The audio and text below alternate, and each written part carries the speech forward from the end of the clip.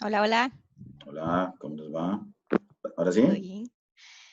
Ahora sí, ahora sí. Vamos a ver. Ok, perfecto. Muy bien. Entonces ustedes me dicen cuando comienzo. Vamos a dar unos 3 minutitos para que Perfecto, perfecto. pueda acceder a ese link. Todos los que estaban en el otro lado se pudieron conectar acá. Vamos a ver, yo creo que sí. Ahorita vemos 11. Ahí veo a Pablo. Yasmín, ajá, sí, sí, sí. O probamos en Teams, mejor, nos cambiamos. Cambiemos, cambiemos. Probemos todos. Bueno, me avisan, ¿verdad? Sí, sí. Vamos a dar un chancecito.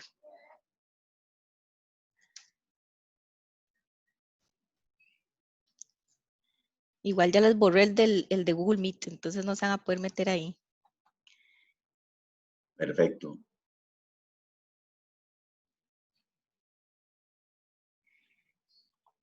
María Miranda, les adjunté otro link en el Teams,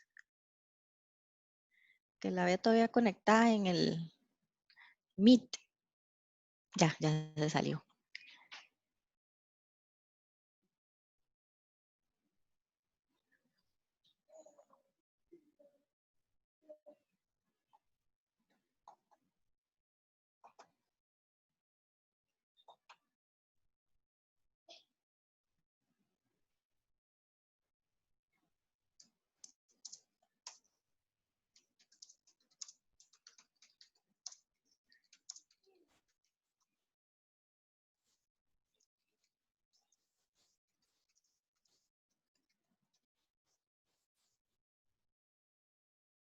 Se puede grabar la presentación, ¿verdad, Esteban? Y después me pasa el link.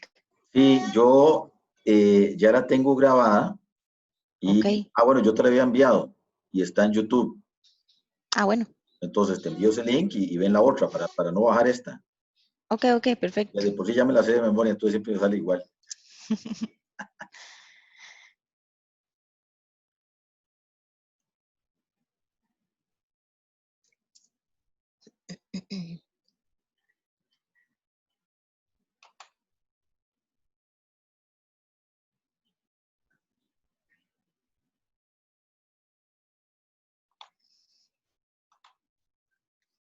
Bueno, ya estamos a la mitad. Sabemos 15. Voy a ir introduciéndoles al doctor Esteban Chávez. Mientras tanto, él, igual que Carlos Chacón, el invitado que tuvimos la semana pasada, creo, ajá, es investigador y académico de la Facultad de Microbiología de la UCR y él nos va a introducir un poquito el tema del citoesqueleto. Entonces, para no atrasar a los que ya están conectados, si quiere, empezamos. Perfecto. Bueno, buenos días. Aquí saludándolos desde el anonimato porque no veo a nadie, pero bueno, ni modo, así toca. Por favor, con toda la confianza de interrumpir en cualquier momento y si lo tienen a bien, cuando quieran hacer alguna pregunta, pues prenden la cámara para sentir un poco de contacto humano del otro lado de la pantalla, que siempre es agradable. Vamos a ver el tema de citoesqueleto, el tema de citoesqueleto, que es un tema en alguna medida bastante integrador dentro de lo que es la biología celular. ¿Todo el mundo me está oyendo bien? ¿Sí? Bueno, si no oigo ninguna manifestación en contra, asumo que están oyendo de la manera adecuada. Siempre me gusta comenzar la clase con esta fotografía que tenemos ahí. Esa fotografía se tomó de la siguiente manera. Se creció una célula en cultivo celular en el laboratorio, uno las puede crecer en una placa de plástico, ahí crece la célula, y en determinado momento, cuando la célula está crecida, uno toma la preparación, la fija, eso quiere decir que de alguna manera mata la célula y la célula queda pegada en una superficie de vidrio, y luego le realiza una tinción. En este caso se le hizo una tinción con un colorante que se llama azul de Kumasi, que es un colorante que va a teñir proteínas. Una vez que se realiza la tinción, se observa al microscopio y se tiene este panorama que estamos viendo acá. Y cuando ustedes ven este panorama, hay algo que probablemente les llama la atención, que es todo este conjunto de entramados y de filamentos que podemos ver que están cruzando toda la superficie de la célula. No sé si los están apreciando, pero creo que se ve claramente. Esa serie de filamentos, de túbulos, que están formando una red y que en su conjunto es lo que vamos a conocer como citoesqueleto. Ahora vean, si les dije que estamos haciendo o este procedimiento se basa en una tinción de un colorante que tiñe proteínas, entonces eso ya nos va adelantando de que este entramado de túbulos, de filamentos, de cables que se están formando en el interior de la célula, su naturaleza bioquímica es que está formado por proteínas. ¿Ok? Entonces, ¿qué es el primer mensaje de esta clase? Bueno, pues que tenemos todo este conjunto de filamentos en el interior de una célula formado por cables, por filamentos, cuyo componente constitutivo van a ser proteínas. Ahora, si uno oye la palabra citoesqueleto, probablemente, y viendo este tipo de entramado, probablemente se le viene a la cabeza de que es un componente muy estructural, muy mecánico de la célula. Y en alguna medida así lo puede ser. Sin embargo, el citoesqueleto tiene varios componentes y algunos de esos componentes son altamente dinámicos. ¿Qué quiere decir eso? Que le presentan o le proporcionan una gran funcionalidad a la célula. Y de una vez les puedo adelantar, entonces, que vamos a tener 3 tipos de filamentos en el citoesqueleto eucariota. Vamos a tener los filamentos de actina, vamos a tener los filamentos de tubulina o microtúbulos y vamos a tener los filamentos intermedios. De esos 3 tipos de filamentos, realmente estos últimos, los filamentos intermedios, son los que van a tener un componente más de soporte mecánico, más acorde con lo que uno pensaría que es un esqueleto, un andamiaje. Los otros 2, los filamentos de actina y los filamentos de tubulina, son filamentos muchísimo más dinámicos que le van a proporcionar a la célula una serie de funciones de movilidad, tanto a nivel de la célula completa, o sea, que una célula pueda migrar sobre un sustrato, o también a nivel de migración intracelular, en forma tal que las organelas puedan irse moviendo en el interior de la célula, lo cual, desde el punto de vista fisiológico celular, es fundamental. Entonces, más allá de citoesqueleto, podemos pensar, bien, sí, en un citoesqueleto, pero también en una citomusculatura. ¿Ok? Todo este entramado va a ser extremadamente dinámico y nos va a estar cubriendo esa amplísima gama de funciones a través de esos 3 tipos de filamentos que tenemos: filamentos de actina, filamentos de tubulina y filamentos intermedios. ¿Ok? Muy bien. ¿Cuál es la lógica básica de los filamentos? Vean que estamos hablando de estructuras que, si bien acá en una fotografía de una célula que fue fijada, pues se le agregan químicos que hacen que toda la estructura se paralice y nos parece que son filamentos muy estáticos, es más bien todo lo contrario. Son filamentos que son extremadamente dinámicos. Y ese dinamismo en la formación y en el desensamblaje de esos filamentos es fundamental para el funcionamiento de los mismos. Entonces, vean que vamos a tener en el proceso básico, vamos a tener un pool, un montón de monómeros libres. ¿Qué son monómeros? Bueno, son cada una de las proteínas que van a conformar parte de esos filamentos y que van a estar libres en el citoplasma, en alguna manera, flotando en el citoplasma. y que en algún momento se van a alinear ellos uno con otro y otro con otro y otro con otro en fila india para formar los filamentos. ¿Lo ven acá? Entonces tenemos los monómeros libres y ellos polimerizan y forman los filamentos. ¿Ok? Y en algún momento es tan importante que se formen los filamentos a como que esos filamentos se despolimericen. ¿Estamos de acuerdo? Entonces vean que tenemos este dinamismo. Tenemos un proceso de polimerización y tenemos un proceso de despolimerización. Tenemos el balance entre ambos procesos es fundamental para que se le brinde la funcionalidad a la célula. No es que si está polimerizado funciona y despolimerizado no funciona, es que la célula tiene que polimerizarlos en el momento que los requiere. Vean este ejemplo que tenemos por acá, un ejemplo muy puntual. Tenemos esta célula que está migrando en esta dirección. Vean cómo este filamento en particular, cualquiera que sea de los tres que mencioné, está polimerizado en una dirección para que la célula vaya migrando sobre un sustrato en esta dirección. De repente, esta célula recibe una señal y que le dice, vean, la fuente de nutrientes está en la otra dirección. Ella va migrando para acá y la fuente de nutrientes está hacia allá.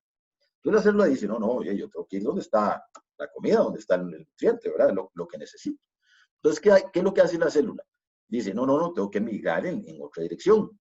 Despolimeriza rápidamente este frente de migración, se desensamblan esos filamentos y los ensamblan en el otro extremo de la célula. Vean que los ensambla en este extremo de acá. Y la célula entonces reorienta su sentido de migración y comienza a migrar ¿hacia dónde? Hacia la dirección donde se encuentra la señal que está recibiendo, que son estos componentes, que son los nutrientes. ¿Ok? Entonces vean como ese dinamismo es fundamental para que funcione el citoesqueleto. El proceso de polimerización y el proceso de despolimerización es fundamental. Muy bien.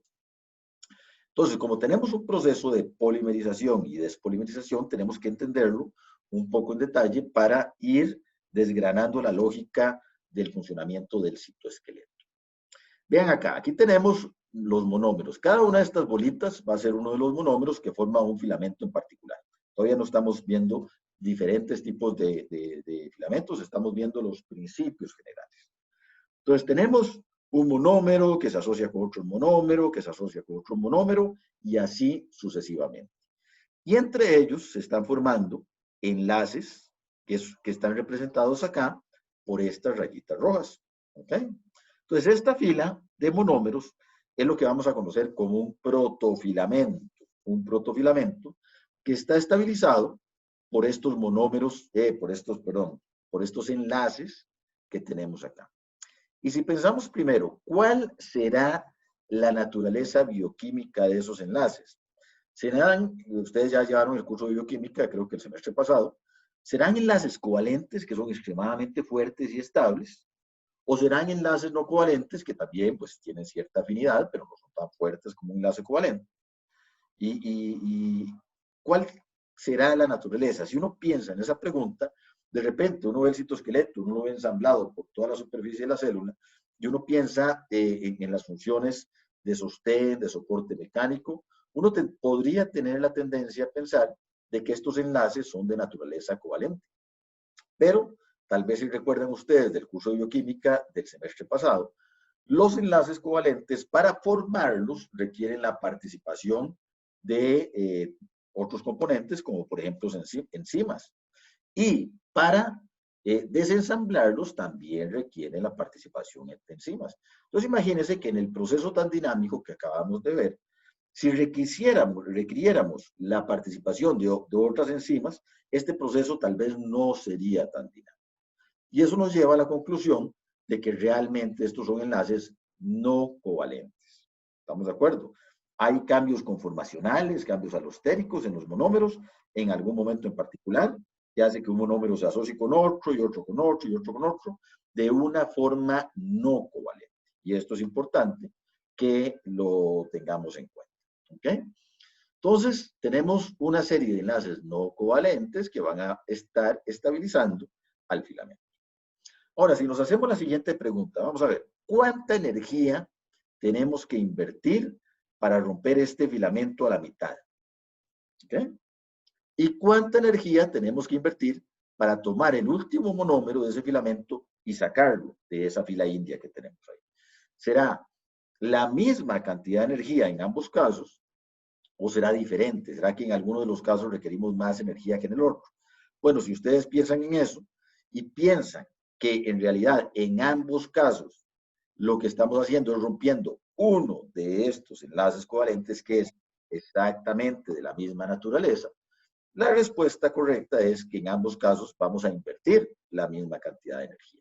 Entonces, si esta fuera la estructura final de un filamento del citoesqueleto, eso querría decir que se podría romper tan fácilmente en el centro como en los extremos. ¿Verdad que sí? ¿Por qué? Porque la energía para romperlo sería la misma. Sin embargo, esa no es la estructura final. Esto que tenemos acá es lo que se llama un protofilamento. Pero en la estructura final tenemos que un protofilamento se asocia lateralmente con otro protofilamento y con otro protofilamento y con otro protofilamento, estableciendo otra serie de enlaces no covalentes que tenemos acá. Pues ven, ya no tenemos únicamente este enlace horizontal, sino una serie de enlaces laterales con otros protofilamentos, y entonces la estructura se estabiliza a múltiples niveles. ¿Lo ven?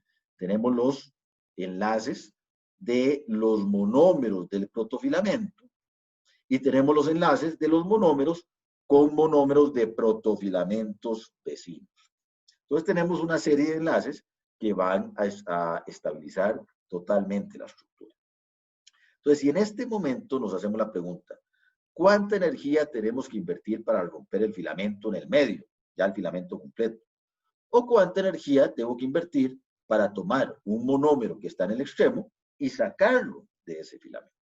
Y en este momento, si hacemos la pregunta, que es la misma pregunta que hicimos anteriormente, la respuesta es diferente. Para romper este filamento en el centro, tenemos que eliminar una gran cantidad de enlaces covalentes que se forman. Sin embargo, para remover un monómero del extremo del filamento, solo tenemos que romper 3 enlaces, en el caso de esta representación que tenemos acá. Y eso nos lleva a otra conclusión bioquímica muy importante. Una vez que se forma el filamento completo con todos los protofilamentos que lo conforman, realmente los eventos de polimerización y despolimerización se van a presentar en los extremos del filamento.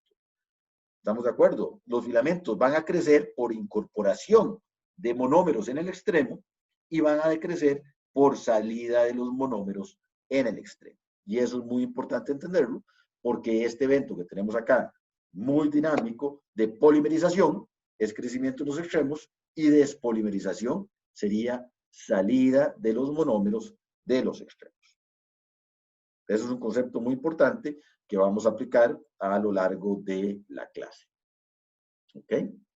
Muy bien. Otro elemento importante es que vean que aquí está representado un filamento cuyo monómero es una proteína globular. ¿Ok?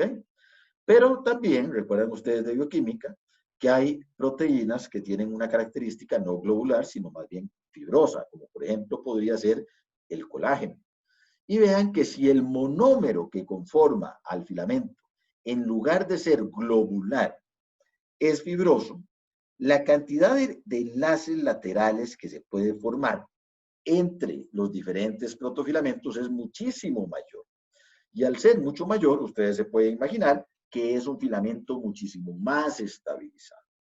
Precisamente esta es una característica de uno de los 3 tipos de filamentos, que son los filamentos intermedios, cuyo monómero es un monómero fibroso y no globular. Y eso hace que sea el que tiene mayor número de enlaces laterales y el que de los 3 filamentos es el que tiene realmente una función de soporte mecánico, de andamiaje, de esqueleto, de darle forma a la célula. ¿Estamos de acuerdo? Muy bien. Entonces vamos a ver los filamentos, la estructura de cada uno de los filamentos uno por uno para que vayamos entendiendo cómo polimeriza uno, cómo polimeriza el otro, etc. Vamos a comenzar con los microtúbulos o filamentos de tubulina. En el caso de los microtúbulos, vamos a tener que las proteínas que lo conforman son dos proteínas. Tenemos la alfa-tubulina, que está acá, y la beta-tubulina. Alfa-tubulina y beta-tubulina.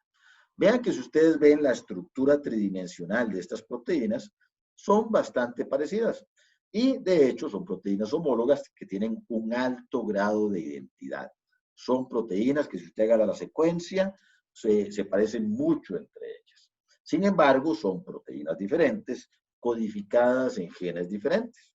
¿Ok? Entonces son dos proteínas.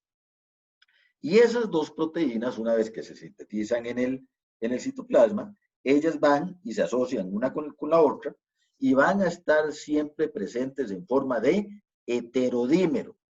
Ustedes no se van a encontrar la beta-tubulina por un lado y la alfa-tubulina por el otro, sino que ellas siempre van a estar formando un heterodímero. Y el heterodímero de alfa y beta-tubulina va a ser el monómero funcional de este tipo de filamentos. ¿Qué quiere decir? Que cuando tenemos un evento de polimerización, vienen las dos juntas y se asocian al filamento que está creciendo, vienen de dos en dos, tum, tum, tum, y van creciendo.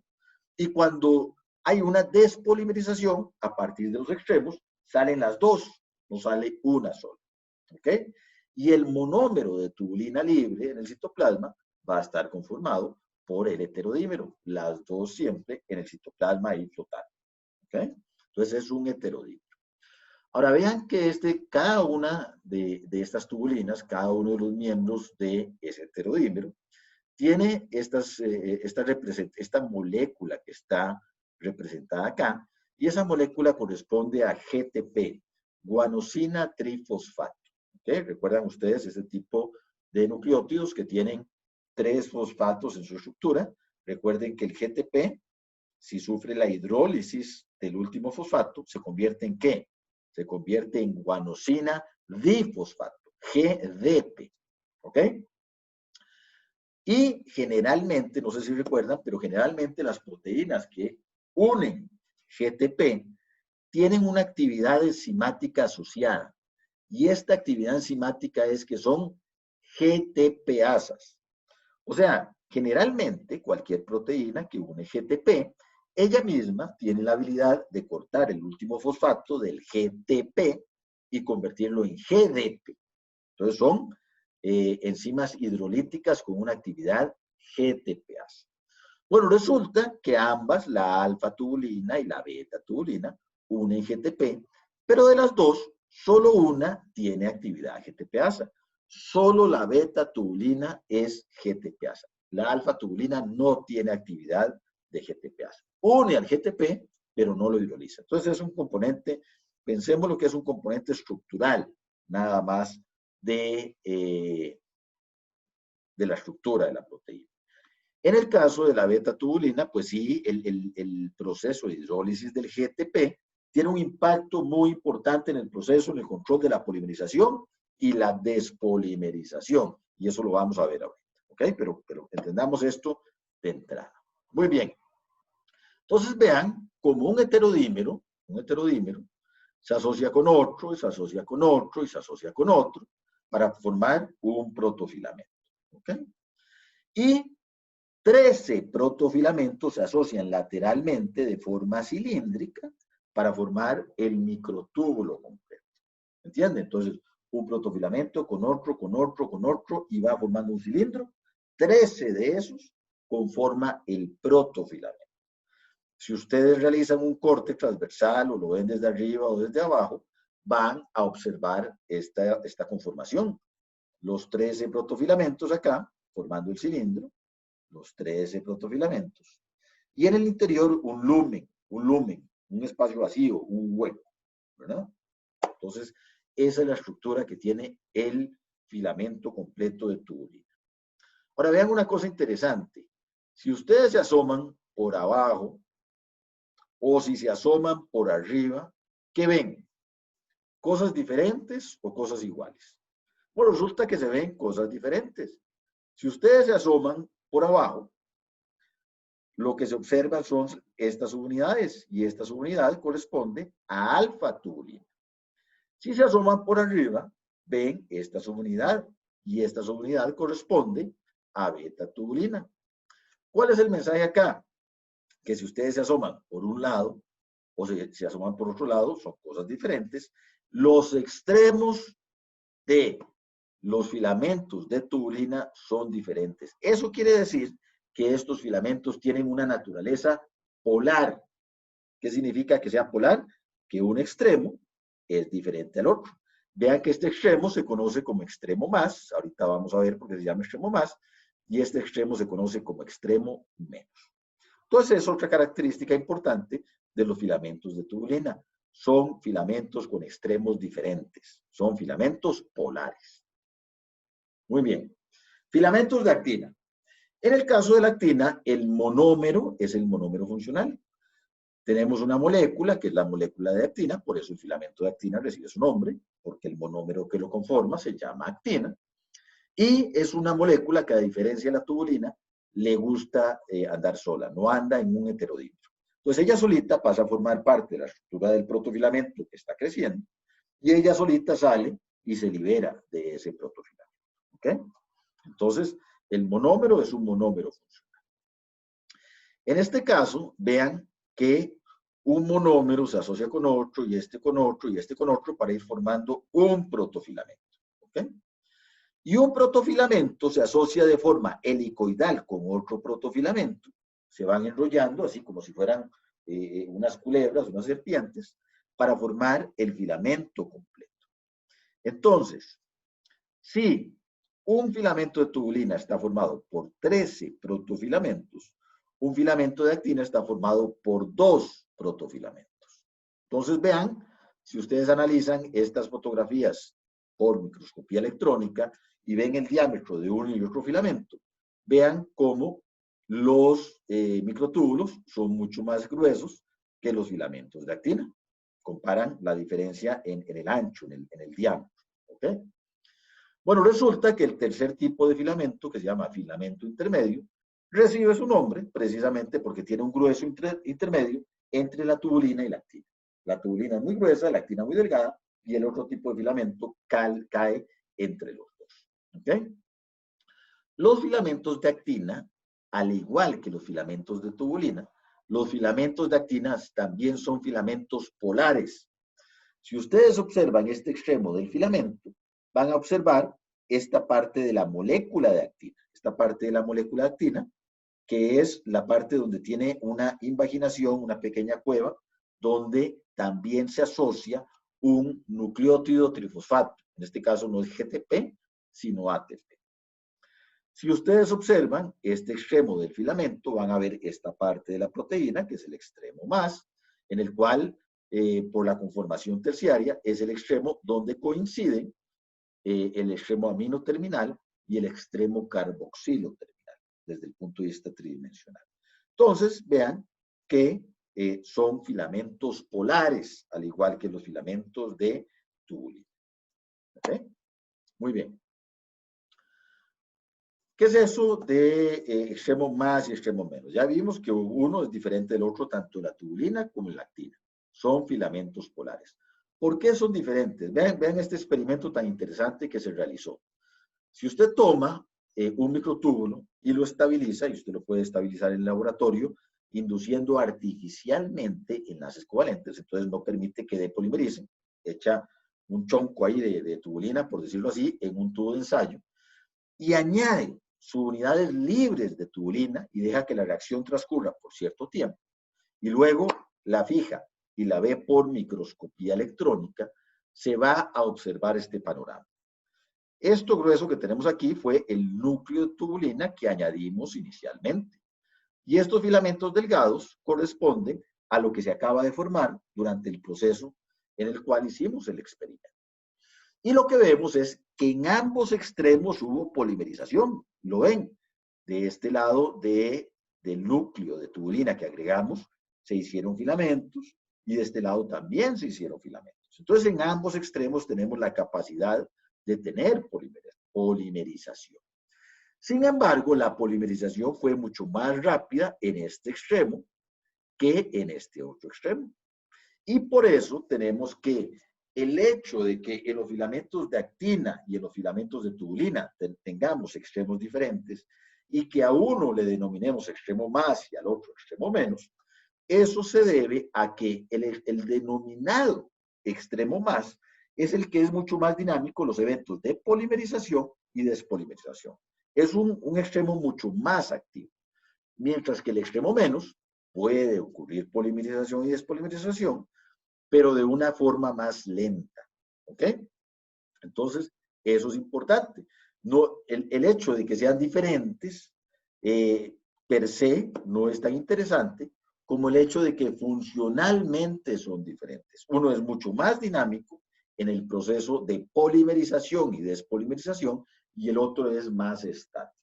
De hecho, vamos a ver más adelante en la clase que muchos filamentos están, de hecho, anclados a través del extremo menos y solo crecen por el extremo más. ¿Ok? Entonces, por eso es importante que son filamentos polares.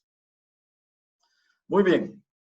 Entonces, vimos anteriormente en el caso de la tubulina que une un nucleótido trifosfato, que es el GTP, y la actina une ATP, es otro nucleótido trifosfato, pero en este caso ATP.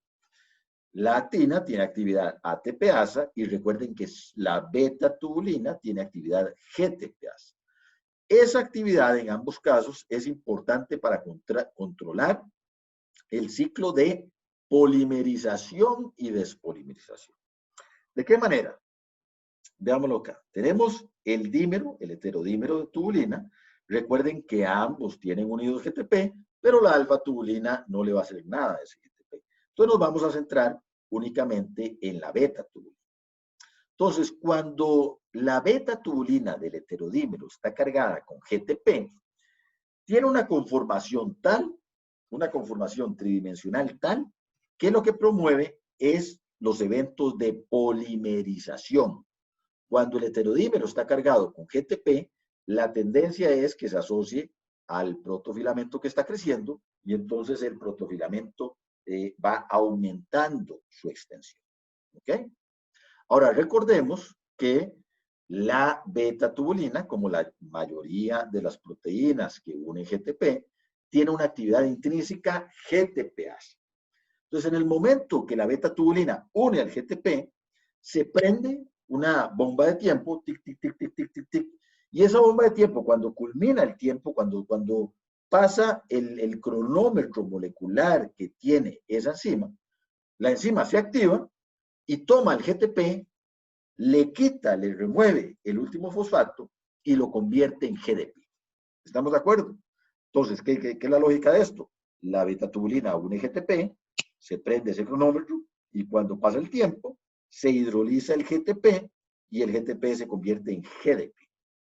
Y resulta que cuando el heterodímero está cargado con GDP, tiene una conformación diferente. Cuando está cargado con GTP, está así, y cuando está cargado con GDP, cambia su conformación.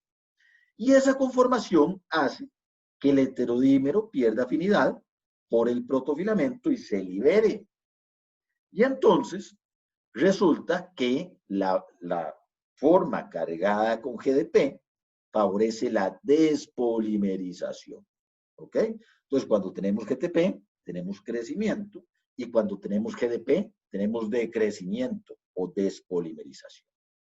Entonces, cuando el heterodímero está cargado con GDP, tiende a despolimerizar, se sale del filamento, queda libre flotando en el citoplasma, y de repente entonces se encuentra un GTP flotando por ahí, y hay una reacción de intercambio. Se remueve el GDP, y ese GDP ese lugar es ocupado por un GTP. ¿Por qué? Porque la concentración de GTP en el citoplasma es muy alta, porque hay enzimas que constantemente están produciendo GTP. Entonces, por simple equilibrio químico, como hay tanto GTP, se remueve el GDP y su lugar es tomado por un GTP. ¿Okay? Y una vez que este heterodímero está cargado con GTP, comienza nuevamente el ciclo de polimerización. ¿Lo ven? Entonces, por eso tenemos que entender que el nucleótido trifosfato es muy importante en el control del ciclo de polimerización y despolimerización de esta manera. Y esto ocurre para los filamentos de tubulina y para los filamentos de actina. ¿Ok? Entonces, ya esto sería muy in vitro en un tubo de ensayo. Si nos imaginamos el proceso en la realidad de cómo está ocurriendo en el interior de una célula, vamos a tener el siguiente proceso. Vamos a tener filamentos que están creciendo. Imaginémonos este microtúbulo que está creciendo. ¿Ok? Estas unidades, este es el extremo menos, que está anclado en algún lugar. Ya vamos a ver más adelante en la clase dónde está anclado. Y el filamento está creciendo en esta dirección. ¿Ok? ¿De qué manera? Porque hay subunidades que se están añadiendo y entonces el filamento está creciendo hacia arriba. ¿Ok? Cuando tenemos, vamos a ver, la bolita verde, como siempre, la alfa tubulina, la bolita verde oscuro es la beta tubulina, y cuando la bolita verde oscuro tiene una bolita pequeñita roja en su interior, significa que está cargada con GTP. Si no la tiene, quiere decir que está cargada con GDP. Ya entendemos cuál es el impacto que tiene una u otra conformación en la polimerización o despolimerización. ¿Ok? Entonces, vean que este filamento está creciendo en esta dirección. Esto quiere decir que estas unidades que están aquí abajo polimerizaron hace rato. Y estas son, las que están arriba, son las que acaban de polimerizar. Estas se acaban de incorporar al extremo más del filamento que está creciendo. Estas que se incorporaron hace rato ya no tienen la bolita roja, ya no están cargadas con GTP, están cargadas con GDP. ¿Por qué? Porque como se incorporaron hace rato, ya pasó el cronómetro molecular, ya ocurrió el proceso de hidrólisis y ya el GTP desapareció y tenemos GDP. O sea, más bien el GTP se convirtió en GDP. ¿Verdad que sí? Estas, como se acaban de añadir, recientemente se acaba de unir el GTP en su estructura, todavía no ha culminado el proceso del cronómetro molecular y todavía tienen GTP. Yo les dije anteriormente que mientras están cargadas con GDP, tienden a despolimerizar. ¿Por qué estas de acá no despolimerizan? Bueno, por lo que les mencioné al principio de la clase, que los protofilamentos están estabilizados por enlaces laterales, ¿verdad? Entonces, además de que haya un enlace entre el heterodímero y el protofilamento, también hay enlaces laterales que mientras tengamos este cap de GTP en el extremo del protofilamento, todo el protofilamento va a estar estabilizado. ¿Estamos de acuerdo? Entonces, cuando el protofilamento va creciendo, va creciendo, va creciendo, va creciendo, las unidades del extremo siempre van a estar cargadas con GTP. Y mientras ese extremo esté cargado con GTP, aunque éstas hace rato lo hayan hidrolizado, el filamento no se va a desestabilizar y va a continuar creciendo. Pero vean que esto no es eterno. ¿Por qué? Porque mientras más crezca el filamento, el pool de monómeros libres de tubulina va a disminuir. Porque mientras más monómeros formen parte del filamento, más se nos acaban los monómeros que están flotando en el citoplasma. ¿Verdad que sí? Entonces, la velocidad de crecimiento es dependiente de la concentración de monómero libre. A más grande el filamento, menor cantidad de monómero libre, y entonces va a haber menos cantidad de monómero, y entonces van a ir incorporándose en forma más lenta. ¿Entienden eso? Eso es muy importante que lo entendamos para que vayamos viendo la dinámica. Entonces, como la velocidad de crecimiento depende de la concentración de monómero libre, es una velocidad variable. Al principio crece muy rápido, porque hay mucho monómero libre. Y después, conforme se hace muy grande, se agotan los monómeros libres y va creciendo más despacio. Pero resulta que la velocidad de hidrólisis es constante. ¿Cuál es la velocidad de hidrólisis? La que les mencioné anteriormente. La velocidad que pasa desde que la beta tubulina se carga con el GTP, se activa el cronómetro y se hidroliza. Esa velocidad es constante. Y entonces, cuando la velocidad de incorporación disminuye, la velocidad de hidrólisis viene detrás hasta que ¿qué? Hasta que alcanza a todas estas subunidades del extremo. Y entonces desaparece ese cap que protege, que estabiliza al filamento de tubulina. Y en ese momento se da lo que se conoce como una despolimerización catastrófica, que de catástrofe no tiene nada porque realmente es un proceso fisiológico. Es una manera, nada más para mencionar, de que ocurre repentinamente. ¿Entienden? Entonces el microtúbulo va creciendo, crece, empieza a crecer más despacio y de repente despolimeriza. Y una vez que despolimeriza, ustedes se pueden imaginar que aumenta muchísimo la concentración de monómero libre y comienza el proceso de nuevo otra vez y comienza a crecer el filamento y comienza a decrecer. ¿Entienden? Realmente esto es lo que ocurre en el interior de una célula viva. Los microtúbulos van a estar creciendo, decreciendo, creciendo, decreciendo. Vean acá que tenemos un conjunto de microtúbulos de una célula y 4 de ellos están señalados en colores. Y si ustedes lo siguen en el tiempo, vean que aquí tenemos diferentes fotografías en el tiempo, sigan cada uno de ellos para que vean cómo crecen y decrecen, crecen y decrecen. Están en ese proceso de crecimiento y decrecimiento. Es el comportamiento normal en una célula que está en interfase, por ejemplo, no muy diferenciada. Vamos a ver más adelante en la clase que eventualmente esos filamentos los podemos estabilizar y vamos a ver para qué. ¿Ok? Pero es importante que entendamos ese proceso de crecimiento y decrecimiento. ¿Ok? Espero que quede claro, ¿verdad? O están dormidos, o están con los ojos pelados, o se desconectaron, no sé. Por lo menos cuando los veo en clase, ahí los veo babeando ahí del sueño. Pero bueno, imaginemos que entendieron. ¿Ok? Si no, me pone carita triste en algún lado. O le ponen un no like en algún lado. ¿Ok? Muy bien. O si no, me preguntan, ¿verdad? También está esa opción, obviamente. Bueno, entonces ya vimos filamentos de actina y filamentos de tubulina. Ahora vamos a ver filamentos intermedios, que es el tercer tipo de filamentos que tenemos. Recuerden lo que les mencioné anteriormente, que los filamentos de actina, los filamentos de tubulina, el monómero que los conforma es una proteína globular. En los filamentos intermedios, vean qué interesante, la proteína que lo conforma es una proteína fibrosa, ¿verdad?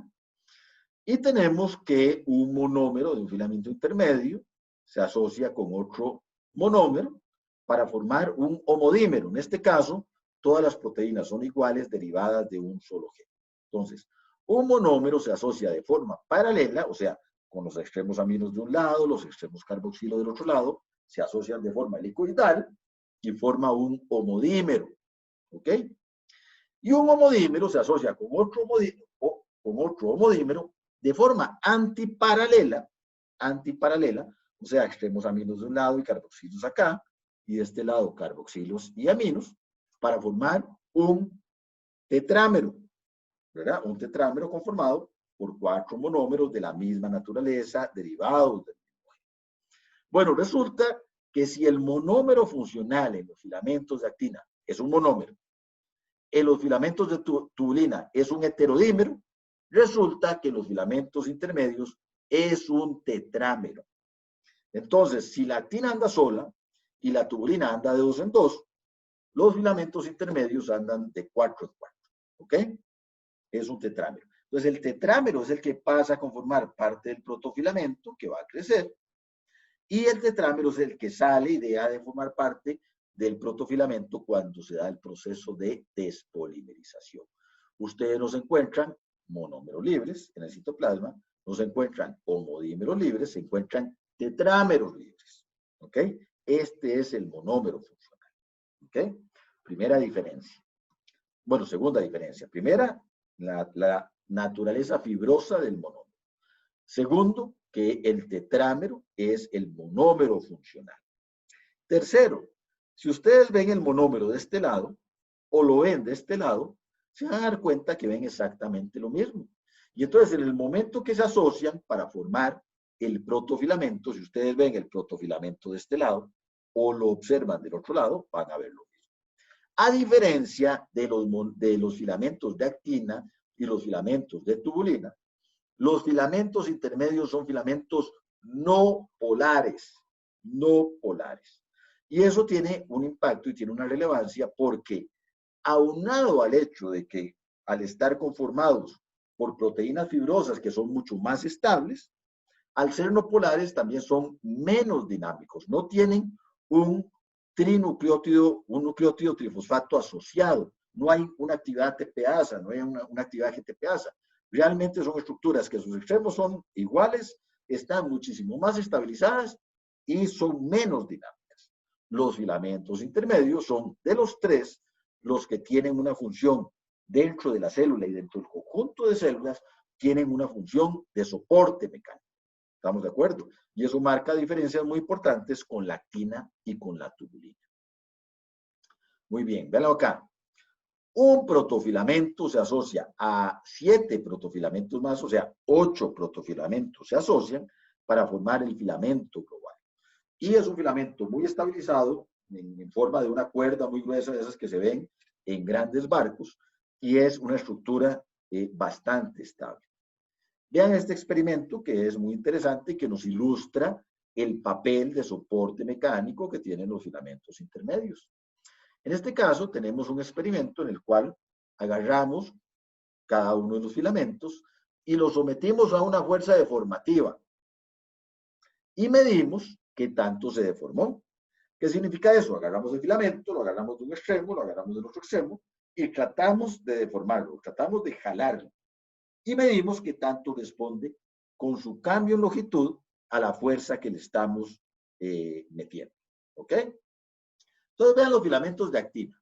Los filamentos de actina los jalamos de un lado y del otro, tratamos de deformarlo. ¿Y cómo responden con el cambio de longitud?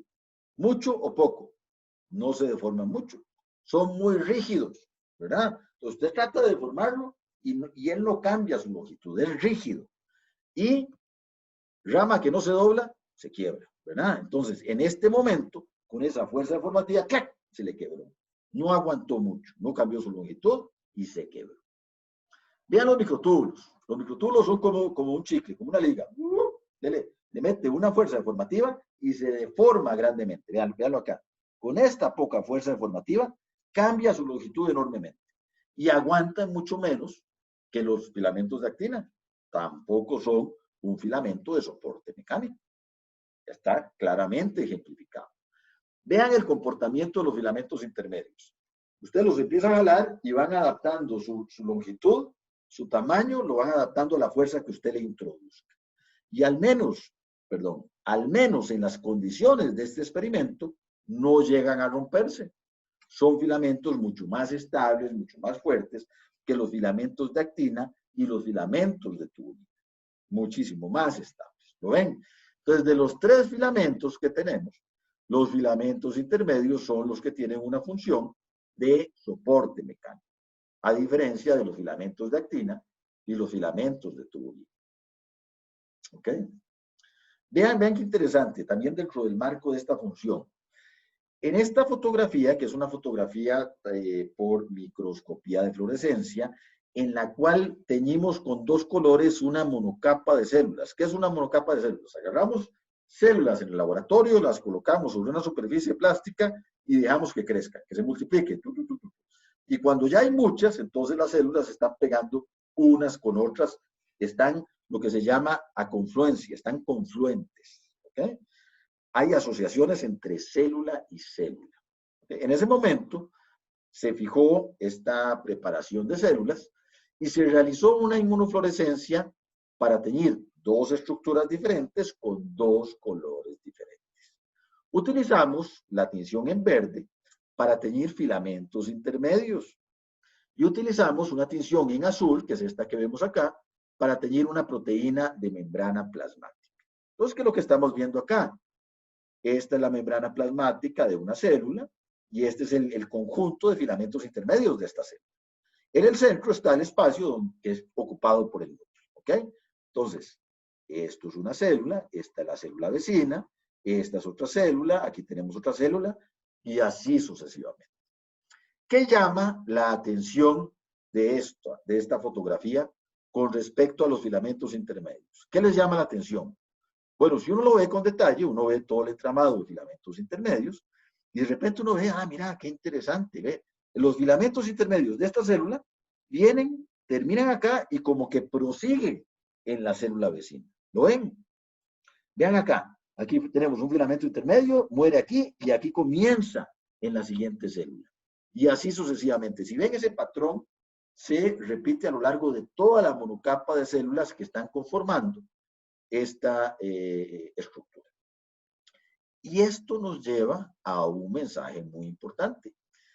Este entramado de filamentos intermedios es fundamental no únicamente para darle soporte, para darle forma, para darle aguante a la célula individualmente, sino que forma un entramado que trasciende la célula única.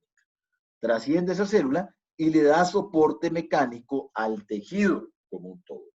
Todo el tejido va a estar estabilizado gracias a los filamentos intermedios. Entonces, otro mensaje importante. Los filamentos intermedios son estructuras de soporte mecánico, no únicamente a nivel de células individuales, sino a nivel de tejidos como un todo. ¿Ok? Ahora, cuando vemos esta representación acá, vean que aquí lo estamos viendo desde lejos. Nos da la impresión de que el filamento intermedio llega, sale de esta célula y atraviesa la membrana plasmática para seguir a la siguiente célula. Bueno, realmente eso no es exactamente así, sino que el filamento intermedio, que está en el interior de una célula, viene aquí, viene en el interior de esa célula y culmina en esta placa que se asocia con una placa similar de la célula siguiente y de ahí emana un nuevo filamento intermedio. Claro, esto visto desde lejos nos da la impresión de que es el mismo filamento, pero realmente las proteínas del filamento intermedio nunca están localizadas extracelularmente. Lo que sucede es que estas placas son las que asocian una célula con la otra. De un lado sale un filamento intermedio, del otro filamento intermedio, entonces hay una continuidad, pero siempre vamos a tener este elemento en el medio, que es el que permite esa continuidad. Y este elemento en el medio se conoce como hemidesmosoma. El hemidesmosoma. Desmosoma. Este se conoce desmosoma y un elemento parecido que asocia no con la célula vecina, sino con la lámina basal, se conoce como hemidesmosoma. Ahora, este desmosoma, que tiene una naturaleza parecida al hemidesmosoma, es una estructura muy importante que conforma lo que se conoce como uniones fuertes entre células. ¿Y qué son esas uniones fuertes? Véanlo acá. Aquí lo que tenemos es dos células que están unidas, son vecinas, y están extremadamente unidas entre ellas en la región donde se encuentra el desmosoma o unión fuerte. Vean que aquí lo que tenemos representado, por ejemplo, es una célula epitelial intestinal que tiene microvellosidades y que tiene una región apical y una región vasolateral. Y en esta región tenemos el desmosoma, en la cual la unión entre ellas es extremadamente fuerte. ¿Y por qué es tan fuerte? Véanlo acá, en esta representación. Tenemos dos células vecinas, y en la región donde tenemos la unión fuerte o el desmosoma, la membrana plasmática de una y otra célula está muy cercana, una con la otra. Gracias a la formación del desmosoma, que tiene este complejo que se forma. Y este complejo depende de estas proteínas principales que están acá, que son proteínas de membrana, que se llaman caderinas, ¿ok? Y vean que cada una de estas moléculas, la caderina, tiene una región extracelular y una región intracelular. La región extracelular de una caderina se asocia con las regiones extracelulares de las caderinas de células vecinas y forma una estructura como de zipper, como de cremallera, extremadamente fuerte. ¿Ok? Tan fuerte que asocia las membranas plasmáticas, las acerca mucho, y es tan fuerte que si ustedes recuerdan de este curso y cursos anteriores, si ustedes recuerdan que la membrana plasmática es una bicapa lipídica, que las proteínas flotan en esa bicapa, bueno, una proteína que flote en la región apical no puede pasar por acá, estará con puerta cerrada. Si ustedes se imaginan una proteína de membrana de la región apical, ella viene y llega aquí y tiene que devolverse. Y las proteínas vasolaterales tampoco pueden mezclarse con estas proteínas de acá. Entonces, estos desmosomas, aparte de que son muy importantes estructuralmente, son fundamentales para los procesos de polarización celular. El conjunto de proteínas de membrana plasmática en la región apical es diferente al conjunto de proteínas de membrana plasmática de la región vasolateral, gracias al funcionamiento de los desmosomas que forman esa compuerta que cierra el paso de proteínas. ¿Ok? Entonces, las caderinas y la unión tan fuerte entre las caderinas es fundamental para la formación de la unión fuerte o desmosoma. Y en la región intracelular de estas proteínas se asocian otra serie de moléculas, otra serie de proteínas que van a formar placas a partir de las cuales emanan los filamentos intermedios. Y entonces, este remache que forman las caderinas entre sí, junto con el anclaje de los filamentos intermedios, es lo que le da estabilidad a todos los tejidos de una forma lateral. ¿Queda claro? ¿Ok? Ahora vean que un proceso similar ocurre a nivel de hemidesmosoma, pero no uniendo células vecinas, sino que uniendo a una célula con una lámina basal. Entonces hay una estabilización lateral y una estabilización de todo el tejido sobre la lámina basal. ¿Ok? ¿Qué sucede si los filamentos intermedios fallan? Bueno, tenemos tejidos que son débiles. Y eso sucede, lamentablemente, en enfermedades genéticas. Y hay una enfermedad en particular que ilustra bastante bien la importancia de los filamentos intermedios. Hay una enfermedad que se llama epidermólisis bulosa simple, que es más conocida como los niños con el síndrome de piel de mariposa. Son niños que ante cualquier trauma mecánico muy leve en la piel se desprende fácilmente. Probablemente ustedes los hayan oído porque forman agrupaciones que constantemente están pidiendo fondos para darle apoyo a este tipo de pacientes.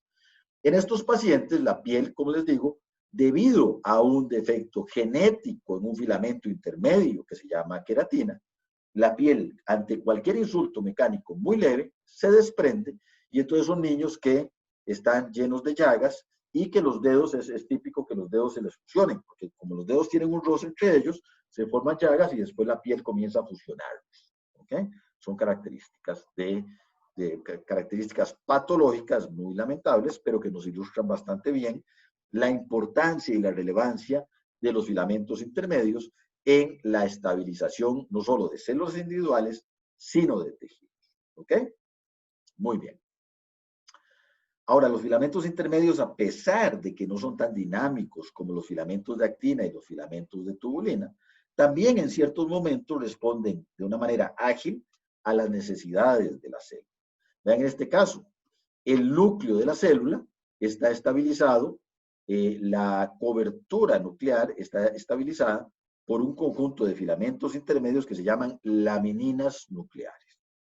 La otra semana vamos a ver en la clase de ciclo celular cómo en el proceso de mitosis, cuando la célula ya duplicó su material genético y tiene que segregarlo, el material genético se condensa en forma de cromosomas y la cobertura nuclear desaparece. ¿Para qué? Para que los cromosomas se alineen en el ecuador de la célula y puedan ser anclados por el uso acromático que luego los va a segregar. Por cierto, el uso acromático no es ni más ni menos que microtúbulos. ¿Ok? Para que se dé este desensamblaje de las lamininas nucleares, ocurre un proceso de fosforilación de estas estructuras. Las lamininas nucleares se fosforilan y en ese momento se desensamblan. Se libera el material genético, se da la segregación, y una vez que el material genético está en los extremos de la célula madre, se vuelve a formar la cobertura nuclear y se da un evento de desfosforilación de la laminina nuclear. Entonces el mensaje acá es que si bien los filamentos intermedios no son tan dinámicos por mucho como los filamentos de actina y los de tubulina, sí en algunos momentos responden de forma muy dinámica a las necesidades de la célula eucariota. ¿Ok? Bueno, en este momento llevamos casi una hora de clase, nos falta una segunda parte, les propongo que tomemos unos 5 minuticos de descanso.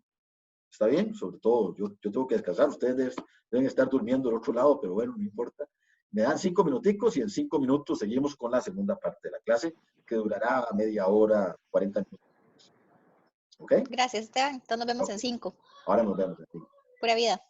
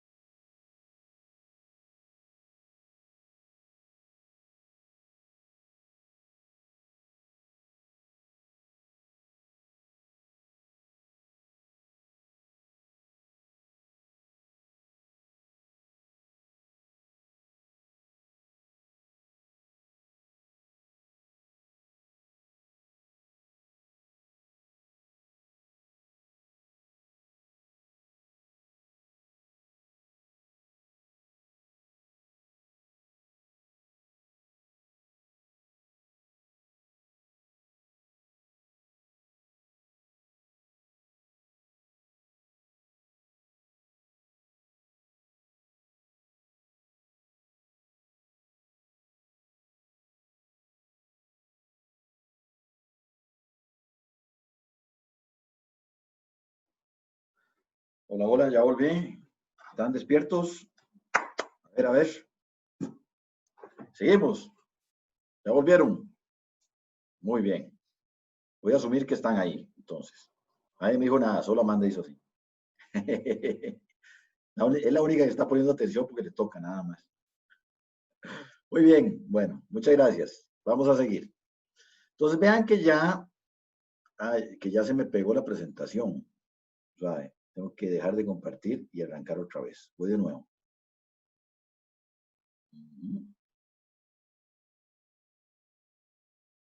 Vamos a ver. Estos aparatos que no funcionan. Dejar de compartir. Vamos a ver.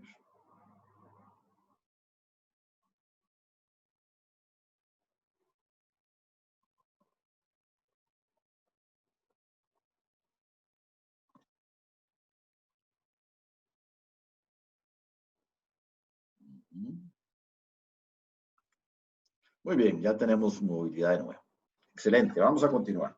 Entonces ya vimos en la primera parte de la clase los principios básicos y fundamentales de la formación estructural de los filamentos del citoesqueleto. Y además analizamos en detalle cómo se forman unos y otros filamentos del citoesqueleto. Y toda esta primera parte es una parte muy estructural. Ahora vamos a tratar de verlo un poco más integrado en el contexto de la célula. Y de ahora en adelante, vean que los que vimos más integrados en el contexto celular fueron los filamentos intermedios, que son mucho más estáticos, ya de ellos salimos. Y lo que queda de ahora en adelante es ver básicamente los filamentos de actina y de tubulina, que son muchísimo más dinámicos, entender cómo funcionan en el contexto celular. ¿Okay? Y vamos a arrancar por los sitios celulares a partir de los cuales van a nuclear, a partir de los cuales se van a ensamblar los diferentes filamentos del citoesqueleto. Vamos a comenzar con los microtúbulos. Resulta que en el interior de la célula, a la par del núcleo, tenemos el núcleo, y a la par tenemos una esfera que está localizada, como está cerca del núcleo, está localizada en el centro de la célula, y debido a ello, esta estructura, esta esfera, recibe el nombre de centrosoma, o sea, cuerpo que está localizado centralmente.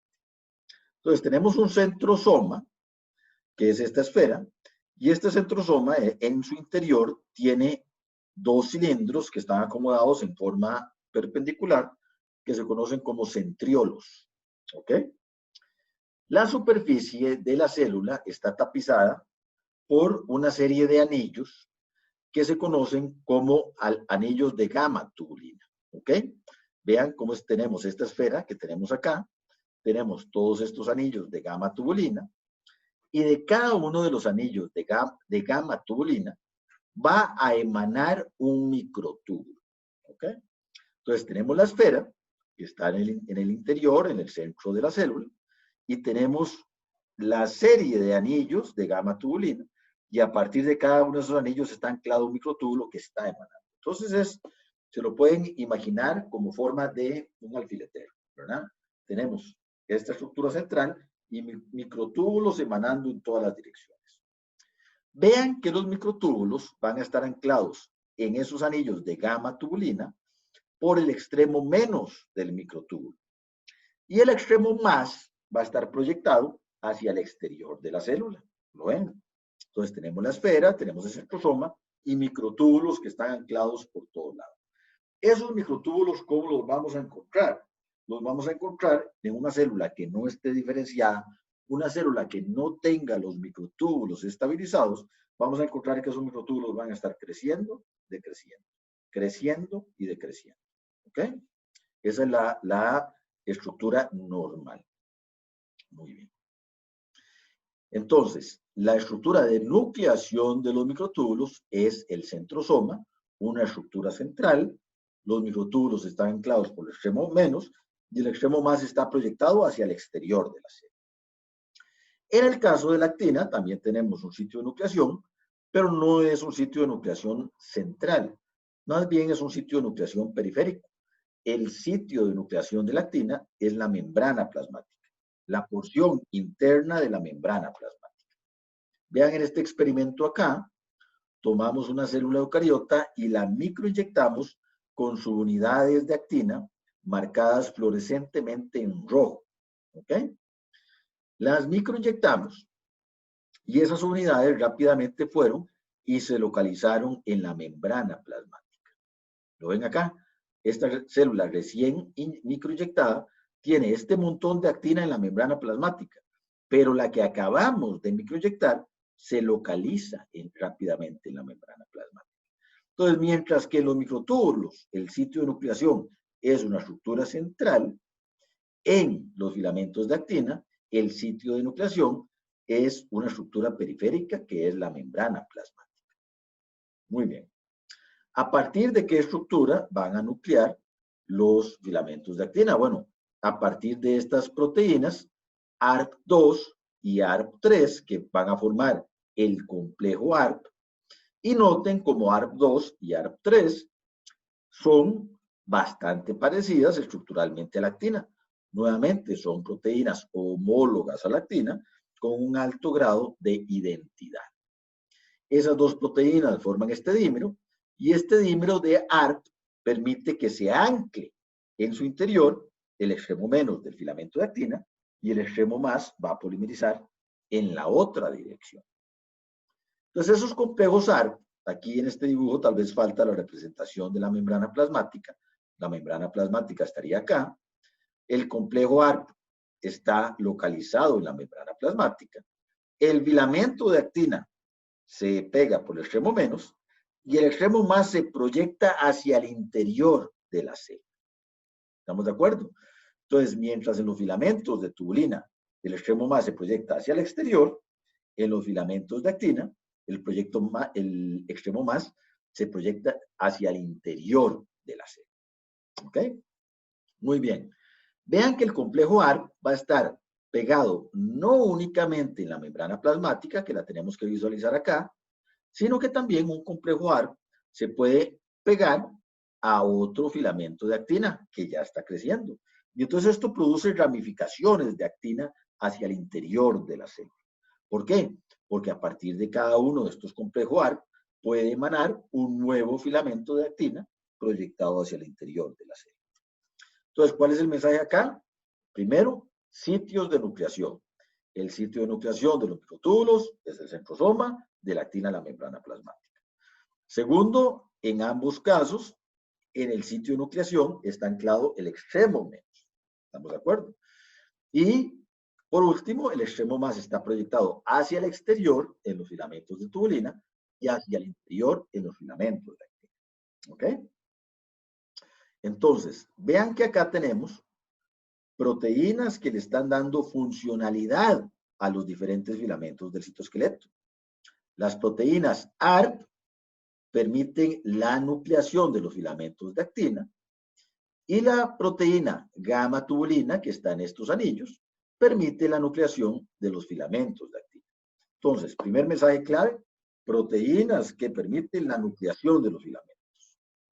Y vamos a ver una serie de proteínas que controlan la dinámica de la polimerización de esos filamentos.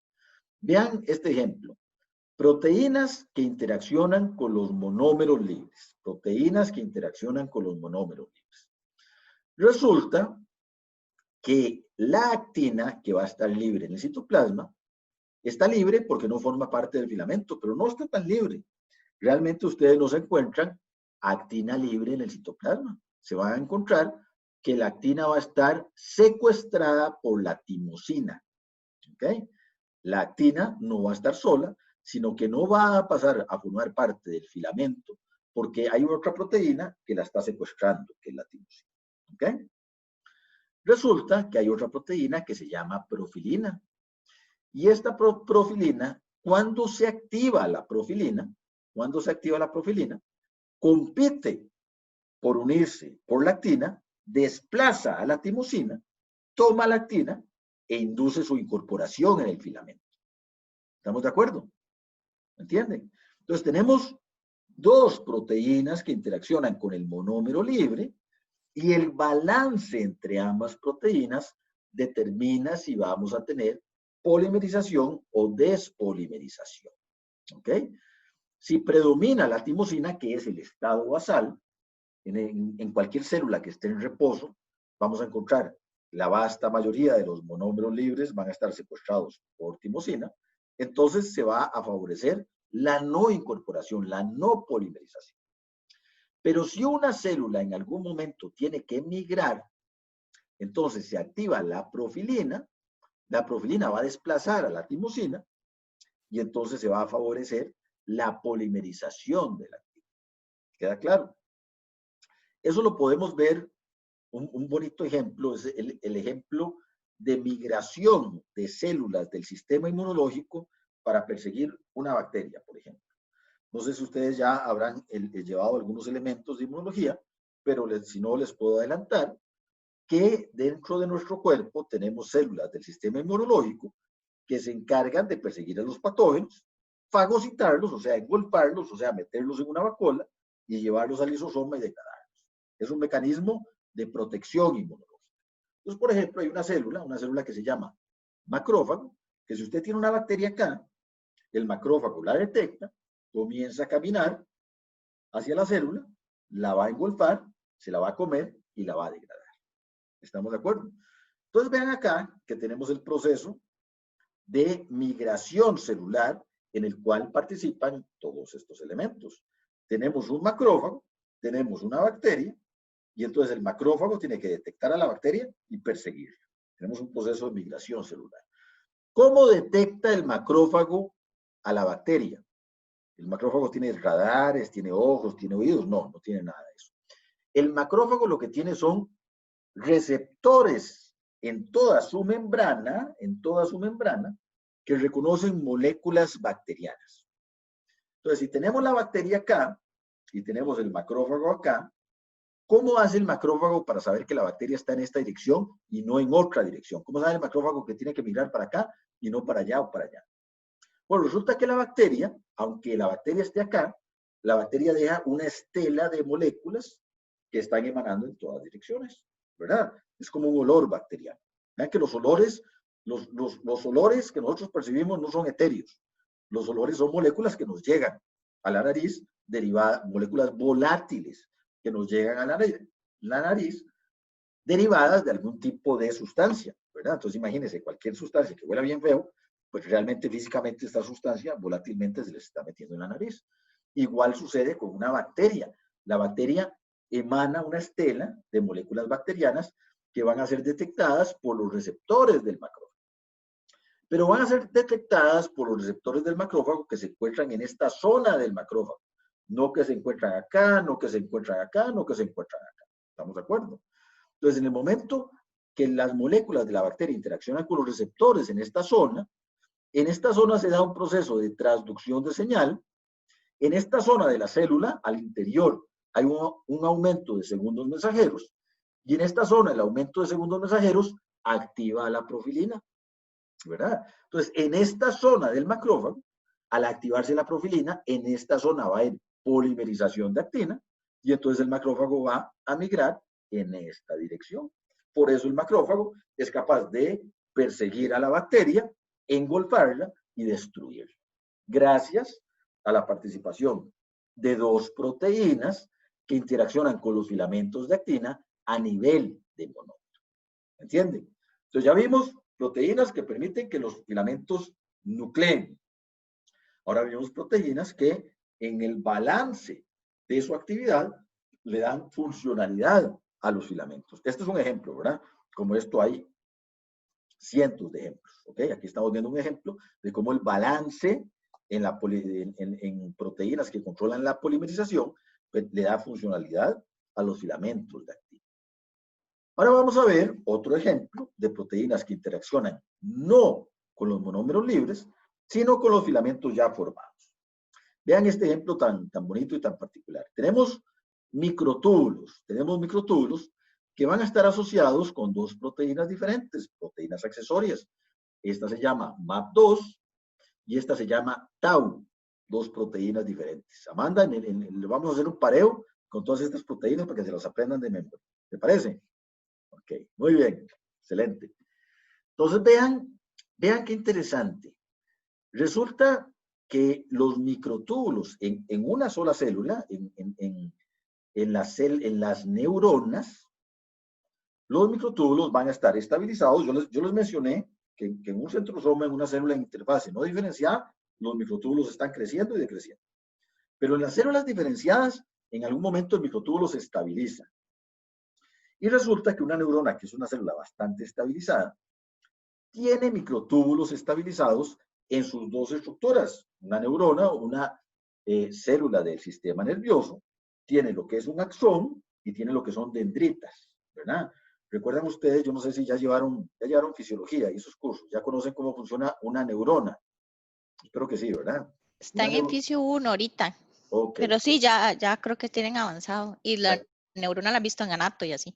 Perfecto, muy bien. Sí, Entonces recuerdan de los cursos anteriores que la señal nerviosa se recibe por las dendritas, pasa por todo el cuerpo de la célula y se transmite por el axón. Entonces tenemos una célula muy diferenciada que tiene estructuras diferentes en uno y en otro extremo de la célula. Resulta que la conformación de los microtúbulos en un lado, en los axones, es diferente a la conformación de los microtúbulos en las dendritas. Vean, por ejemplo, aquí tenemos un corte transversal del axón de una neurona. Y vean, cada uno de estos es un corte transversal de un microtúbulo. Cada una de estas bolitas es un microtúbulo que lo estamos viendo en su extremo. ¿Ok? Entonces, esto es un microtúbulo, este es otro, este es otro, este es otro. Vean que en la misma neurona hacemos el mismo corte transversal y lo teñimos, y también tiene microtúbulos a nivel de las dendritas, pero los microtúbulos tienen una organización totalmente diferente. Si lo vemos acá, es una organización muy ordenada, con un patrón hexagonal perfecto. ¿Lo ven? 1 en el centro y 6 alrededor. Un patrón hexagonal. Y además, la distancia entre cada uno de los microtúbulos es amplia. Si vemos la dendrita, tenemos un patrón desordenado, no hay un patrón fijo que se siga, y la distancia entre los axones es menor. ¿Por qué en una misma célula tenemos una organización arquitectónica diferente del mismo tipo de filamento? ¿Por qué? Porque en uno tenemos esta proteína accesoria y en otro tenemos otra proteína accesoria. Entonces, este es un ejemplo muy bonito y muy ilustrativo de cómo proteínas que interaccionen con los filamentos ya polimerizados inducen organizaciones arquitectónicas diferentes. Eso es fundamental. Entonces, ya vimos proteínas que determinan la polimerización y despolimerización a nivel de la interacción con monómeros individuales, y ahora vemos cómo la interacción con filamentos ya polimerizados nos determina organizaciones arquitectónicas diferentes. Vean este caso acá. Vamos a ver otro tipo de proteínas que dan organizaciones arquitectónicas diferentes, ahora a nivel de los filamentos de actina. Profesor, Sí, dígame. disculpe, una consulta. ¿Los microtúbulos no tienen la capacidad de ramificación o de formación de mallas como las de actina? Es que en la diapositiva anterior las vi como muy a lo longitudinal, nada más dispuestas, no como ramificadas. Ah, gracias. Entonces, una muy buena pregunta. Muchas gracias a Susan por la pregunta. Los que ramifican son los filamentos de actina. Los microtúbulos son siempre lineales, no van a ramificar. ¿Ok? Muchas gracias. Gracias a usted por la pregunta. Muy bien. Aquí tenemos un fibroblasto. Y vean que en el fibroblasto vamos a encontrar en una misma célula, nuevamente un ejemplo en el cual en una misma célula vamos a encontrar 3 conformaciones diferentes del mismo tipo de filamento. El filamento de actina en 3 conformaciones diferentes. Esta célula, que es un fibroblasto, está migrando en esta dirección, está migrando hacia allá. ¿Ok? Vean que esto es lo que se llama el frente de migración. Y el frente de migración es liderado por esta estructura que se llama filopodio, que es una extensión muy delgada que emite la célula. Y es una estructura explorativa del terreno.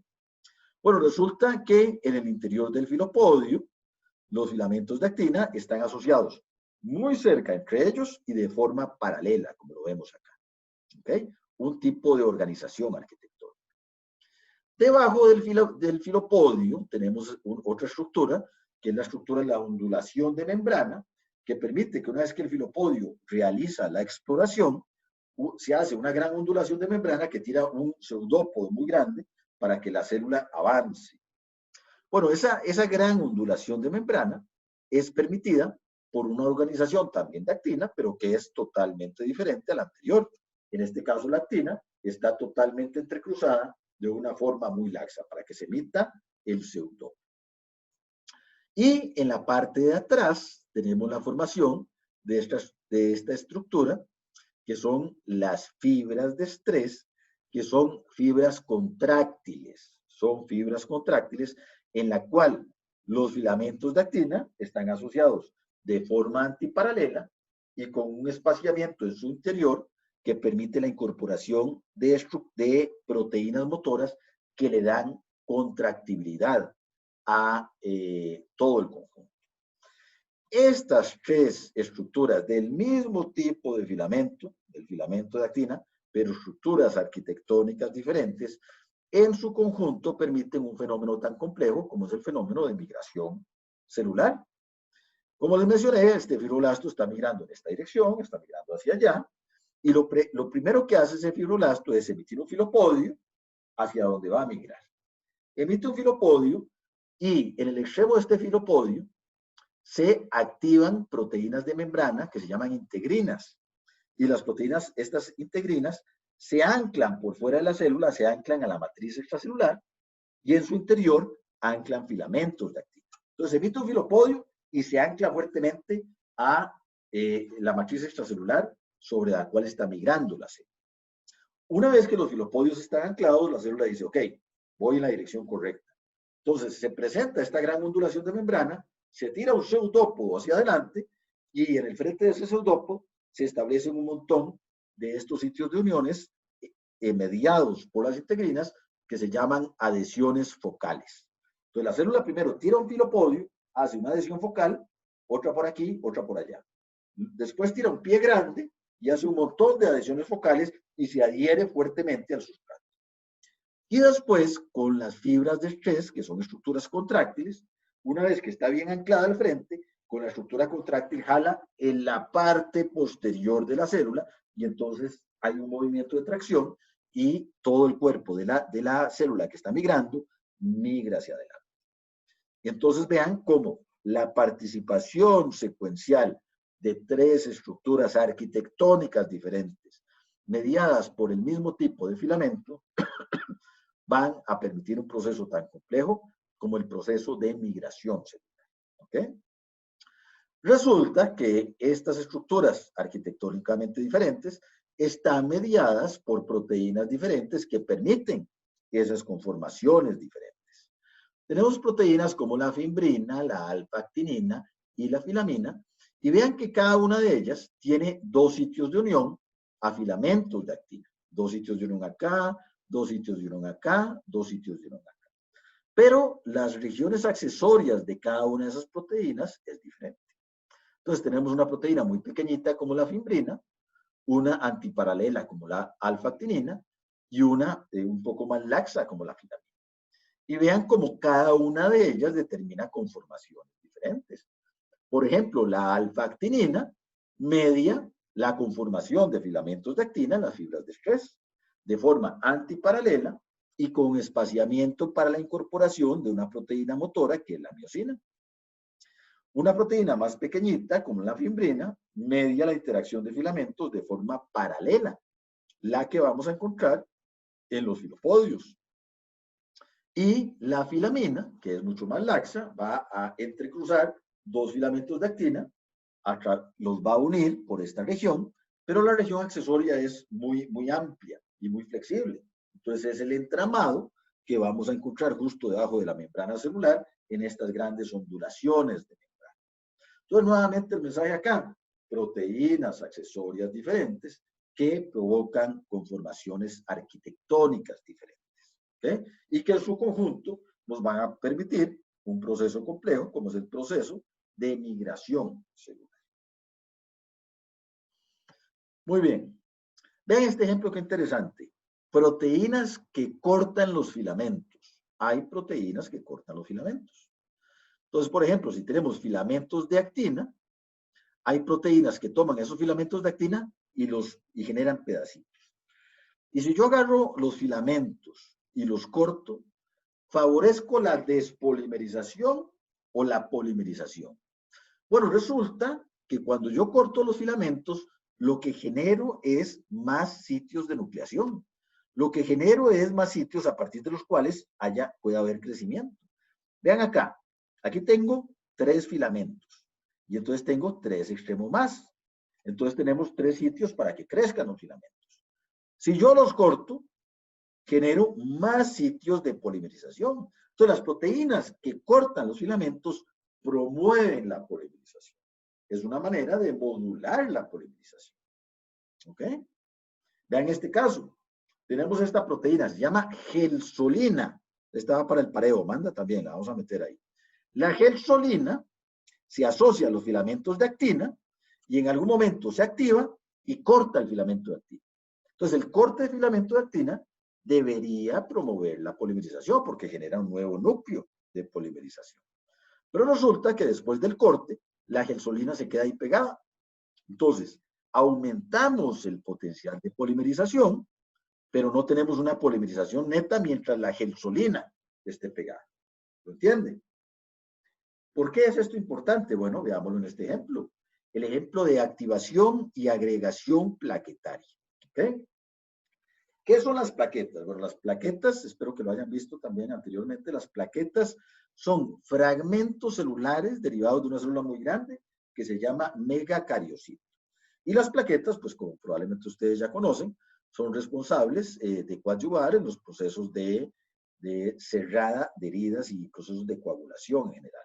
Si sufrimos un corte, entonces la activación plaquetaria hace que ese corte cierre, ¿verdad? Junto con el proceso de coagulación, que son cascadas muy complejas, la plaqueta ayuda en ese proceso de cierre de una herida, ¿verdad? El proceso de agregación plaquetaria. Entonces, la plaqueta no es una célula, es un fragmento celular. Es un pedacito de citoplasma derivado del megacariocito. Resulta que la plaqueta no es ni más ni menos que una pequeña bomba de polimerización de actina. ¿Ok? Tenemos la plaqueta que anda migrando, que anda patrullando, y esa plaqueta lo que tiene en su interior son fragmentos, filamentos de actina previamente polimerizados que están estabilizados por la unión de una proteína a su extremo más. Y están repletos en su interior de monómeros libres de actina. Entonces la plaqueta anda patrullando, mientras no se active, va a estar en ese estado basal. En el momento que hay una herida, vean que cuando hay una herida, hay disrupción celular. Hay células que se rompen y al romperse las células, se liberan contenido de las células que generalmente no va a estar accesible para la detección por parte de receptores. Pero si una célula se rompe, se libera ese contenido y entonces una plaqueta, por ejemplo, tiene en su superficie receptores que reconocen moléculas que normalmente tienen que estar en el interior de la célula. Entonces, si una plaqueta sensa con sus receptores, sensa moléculas del interior de una célula, dice, acá hay un problema, tengo que ponerme la capa de superhéroe y comenzar a actuar. Se activa. ¿Cómo se activa? Por los receptores que tiene la membrana, se da un proceso de transducción de señal y hay un aumento de segundos mensajeros. ¿Ok? Entonces, uno de esos segundos mensajeros que aumenta es el calcio, aumenta la concentración de calcio. Y el calcio activa la gelsolina, que la acabamos de ver. ¿Qué hace la gelsolina? Toma estos fragmentos, estos filamentos que estaban previamente formados, los corta, pero los estabiliza. Vea la gelsolina a donde se activó, generó más sitios de nucleación, pero todavía todos los sitios de nucleación están protegidos. Entonces, ¿qué se hizo acá? Se aumentó muchísimo el potencial de polimerización de actina, pero todavía no está polimerizando. ¿Ok? Luego, esos receptores detectan más moléculas que se están liberando. Viene una segunda ola de segundos mensajeros que se activa, en este caso otro segundo mensajero que se llama PIP2, y resulta que el PIP2 libera todos estos de sitio de nucleación que se habían formado, pero que estaban protegidos por proteínas. Y en el momento que se liberan, tenemos la tormenta perfecta. Tenemos un montón de sitios de nucleación, un montón de actina libre y tenemos una polimerización de actina explosiva. Entonces la plaqueta comienza a polimerizar actina por todo lado y esa polimerización se va a culminar en que la plaqueta tira brazos para todo lado. Brazos para un lado, brazos para aquí, brazos para allá, en todas las extensiones posibles. ¿Ok? En los extremos de esos brazos que tira la plaqueta, se activan adhesiones focales. Ya vimos lo que son las adhesiones focales. Adhesiones mediadas por moléculas como la integrina, que se asocian a la matriz extracelular muy fuerte y se pegan fuertemente. Esos brazos se van a pegar en diferentes zonas de la matriz extracelular. Y la actina en el interior se va a asociar en formas contráctiles, de manera que esos brazos, una vez que se asocian fuertemente a la matriz extracelular, comienzan a jalar hacia el interior de cada una de las plaquetitas. ¿Qué está haciendo la plaqueta ahí? Una plaqueta solita, ella lo que está haciendo, bueno, tengo que reparar una herida, tira brazos para todo lado y entonces se ancla y trata de cerrar. Claro, una plaquetita sola no puede hacer mucho, pero si son cientos de miles de plaquetas actuando al unísono, al mismo tiempo, van a lograr el efecto que ya sabemos que ocurre, que es el efecto de agregación plaquetaria mediada en el interior de cada una de esas plaquetitas por procesos de polimerización explosiva de actina. ¿Entienden? Entonces, véanlo acá, como el corte y la liberación de los sitios de nucleación permite un proceso tan complejo como es el proceso de agregación plaquetaria. Véanlo acá, fotografías ya de plaquetas reales, plaquetas latentes que andan patrullando, plaquetas que se acaban de activar con la polimerización explosiva de la actina y plaquetas que ya agarraron con cada uno de sus bracitos, agarraron en este extremo, agarraron por adhesiones focales a la matriz extracelular y ya generaron la fuerza contráctil para tratar de cerrar, para tratar de sanar una herida. ¿Ok? Eso mediado por este proceso de activación de la actina. Muy bien. Y para ir terminando y culminando la clase, entonces vamos a ver ahora proteínas motoras que interaccionan con los filamentos. Proteínas motoras, o sea, proteínas que tienen movilidad sobre los filamentos. Vamos a comenzar con una proteína que nuevamente estoy seguro que ya han oído ampliamente en otros cursos, que es una proteína motora que camina sobre los filamentos de actina, que es la miosina. ¿Ok? Tenemos esta proteína, la miosina. Hay muchas isoformas de miosina en los mamíferos, por ejemplo. Lo importante acá es que tiene una región fibrosa donde las proteínas pueden adquirir diferente funcionalidad o diferente unión. Y lo más importante es que tenemos esta región que es una región motora. Y cuando hablamos de que es una región motora, hablamos de que es una proteína que a través de esta porción globular de la proteína de la miosina va a generar un movimiento en esta dirección que le permite a la proteína migrar sobre el filamento de actina. ¿Entienden? Entonces es una proteína motora. Y lo hace gracias a un ciclo de hidrólisis del ATP. Utiliza el ATP como fuente de energía para realizar ese movimiento y poder permitir que la miosina migre sobre los filamentos de actina. Y hay diferentes tipos de migración, lo que acabamos de ver en las fibras de estrés, que son fibras contráctiles, son permitidas por este movimiento. También lo que acabamos de ver de la plaqueta que genera la contracción de los brazos para tratar de cerrar una herida. Tenemos la participación de la miosina que le da contractibilidad, pero el ejemplo más claro y más ilustrativo es el ejemplo de contracción muscular, que también lo van a ver en diferentes cursos, si no es que ya lo han visto, pero lo vamos a recapitular aquí porque es bastante ilustrativo. En la contracción muscular tenemos la miosina, tenemos un arreglo de miles de moléculas de miosina de esta manera. Tenemos esta estructura en la cual las cabecitas de un lado, del centro para un extremo, las cabecitas están para acá y del extremo para el otro extremo están al contrario. Entonces, cuando hay movimiento de las cabezas de miosina, estas de aquí hacen así y estas de acá hacen así. Entonces tenemos este movimiento. ¿Entienden? Entonces vean que tenemos es como un conjunto de remeros de un barco vikingo, ¿verdad? Tenemos un montón de remeros que todos se van a estar moviendo, ¿ok?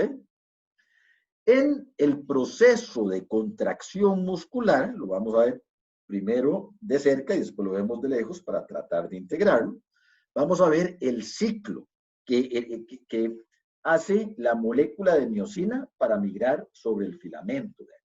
¿Ok? Muy bien. Entonces les dije que es un ciclo dependiente de ATP. ¿Por qué? Porque la porción globular de la miosina une ATP. Ok, muy importante. Pero resulta que cuando comienza el ciclo, no hay ATP. ¿Y cuándo se nos acaba el ATP a nosotros? ¿Cuándo es que ya no tenemos ATP? Bueno, resulta que no tenemos ATP cuando nos morimos, ¿verdad? Si nos morimos, se nos acaba el ATP, y si se nos acaba el ATP, estamos en este proceso. ¿Qué sucede si yo ahora queda la cámara prendida, me da un infarto, quedo muerto aquí, y dentro de 15 minutos o una hora vienen a recogerme? ¿Cómo estoy? Tieso, ¿verdad? Tieso, estoy tieso. ¿Cómo se llama eso? Rigor mortis. ¿Por qué uno entra en rigor mortis a las horas de haber recién fallecido? Bueno, resulta que al inicio del proceso, la miosina, cuando no hay ATP, está fuertemente unida a la actina. Es una unión extremadamente fuerte. Por eso, si yo me palmo ahora, me muero, me pongo tieso porque se me acabó el ATP. Este fenómeno es lo que produce el rigor mortis. Pero afortunadamente, bueno, nos quedan algunos días, semanas, meses de vida, no sabemos, y entonces todavía hay ATP.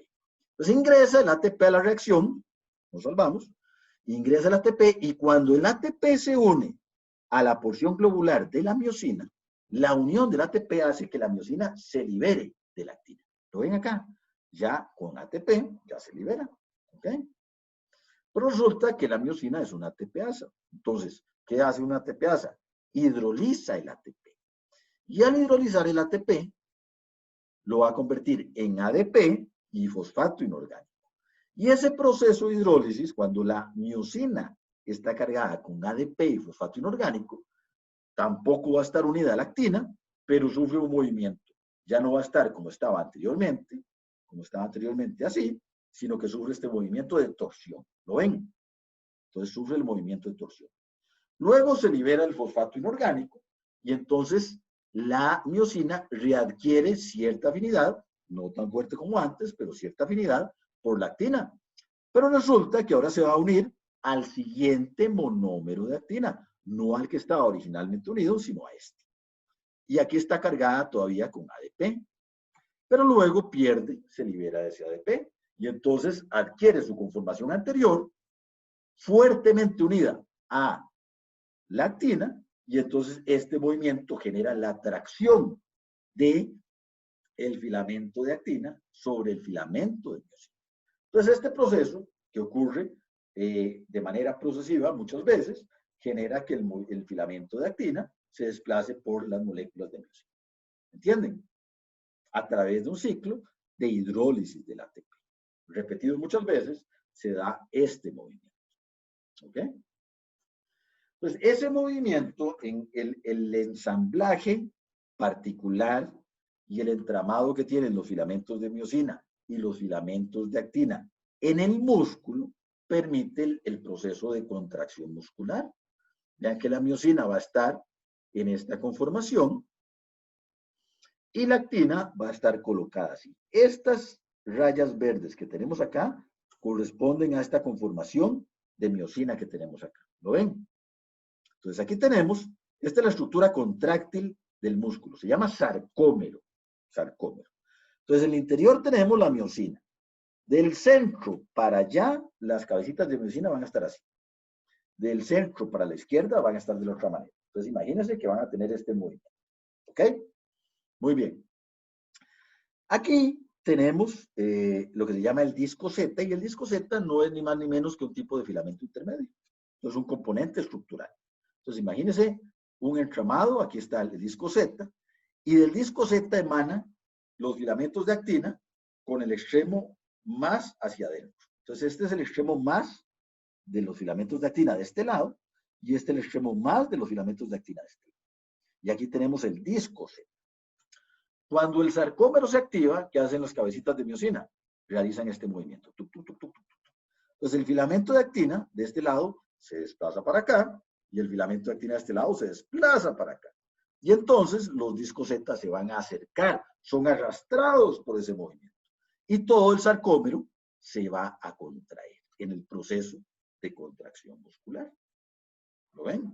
Entonces un sarcómero está unido con otro y con otro y con otro, cientos de miles de sarcómeros lateralmente. En todas las cabecitas de miosina se activan, en todos los filamentos de actina se acercan, en todos los discos Z se acercan, y entonces esto transversalmente hace un proceso de contracción muscular. ¿Lo ven? ¿Ok? Una proteína motora caminando sobre un filamento del citoesqueleto permite un proceso tan complejo como el proceso de contracción muscular. Este es el sarcómero como se visualiza desde el punto de vista histológico. Ahí se ve el sarcómero. Está el disco Z, veanlo acá, el disco Z, que es este de acá. Está la banda, lo que se llama la banda oscura. ¿Y la banda, por qué? ¿Por qué la banda oscura es oscura? Bueno, porque ahí hay intersección de ambos filamentos. Y en la banda clara, vean que solo tenemos actina. Resulta que un sarcómero contraído, las bandas claras desaparecen. ¿Por qué? Porque el intercalamiento es mayor. Y los discos Z se acercan. ¿Ok? Entonces, si ustedes hacen una histología de un músculo contraído, es diferente a la histología de un músculo relajado. ¿Ok? ¿Queda claro? Proteína motora interaccionando con un filamento del citoesqueleto también es fundamental para proporcionar funcionalidad. Y el último ejemplo que les traía es una proteína motora que ahora camina no sobre los filamentos de actina, sino sobre los filamentos de tubulina, sobre los microtúbulos. Tenemos proteínas como la quinesina y la dineína. Entonces, si tenemos un microtúbulo preensamblado y estabilizado, ¿verdad? Vean que el microtúbulo en el interior de una célula, cuando se estabiliza, se convierte en una carretera intracelular. Son carreteras intracelulares. Entonces, tenemos proteínas como la quinesina y la dineína, que cuando el microtúbulo está estabilizado, el microtúbulo se estabiliza, la quinesina y la dineína caminan sobre esa carretera intracelular. Son como carros que van y vienen. La quinesina se mueve hacia un extremo y la dineína se mueve hacia el extremo opuesto. ¿Ok? Entonces, ¿para qué se mueven estas proteínas sobre estas carreteras intracelulares que se formaron? Bueno, se mueven para transporte de organelas, para transporte y movimiento de vesículas en el interior de una célula. Resulta que estas proteínas, quinesina y dineína, que caminan sobre el microtúbulo, se forman complejos con una serie de proteínas que a su vez anclan una carga que esta proteína motora se va a encargar de llevar a un lado o a otro lado de la célula. O sea, esto funciona como un burro de carga que se echa una carga encima y comienza a caminar utilizando el microtúbulo como una carretera intracelular para dar toda la organización intracelular que una célula requiere.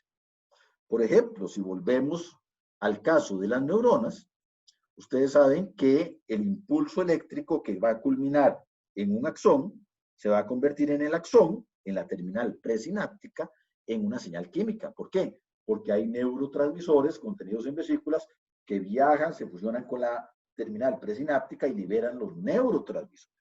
Bueno, resulta que esas vesículas que contienen los neurotransmisores a nivel axonal, realmente se forman, realmente se cargan a nivel del cuerpo de la neurona. Ahí se forma la vesícula y se carga con el neurotransmisor. Luego se ancla a una de estas proteínas y por los microtúbulos es transportada hasta la terminal presináptica. Así como este ejemplo, hay cientos de ejemplos en los cuales podemos entender cómo proteínas motoras que interaccionan con los microtúbulos ayudan a la correcta localización de organelas como retículo endoplásmico, aparato de Golgi, vesículas secretorias, qué sé yo, cualquier organela que requiera una localización particular en el interior de la célula. ¿Ok? Bueno, compañeros, más o menos esto era lo que tenía preparado para la clase de hoy. No sé si tienen alguna pregunta, queja, comentario. La clase, como le dije a Amanda al principio, yo tengo un enlace a YouTube, se lo voy a mandar a Amanda para que la vean. No va a ser exactamente esta misma clase, pero el contenido es casi que idéntico, ¿verdad? Ni los chistes malos varían, todo es igual. Entonces les voy a mandar esto para no estar sobrecargando la página con tanta presentación, si son básicamente las mismas. Si tienen alguna pregunta adicional a través de Amanda, me la pueden hacer llegar por correo electrónico o por cualquier vía que ustedes consideren conveniente. Y pues les agradezco mucho la atención.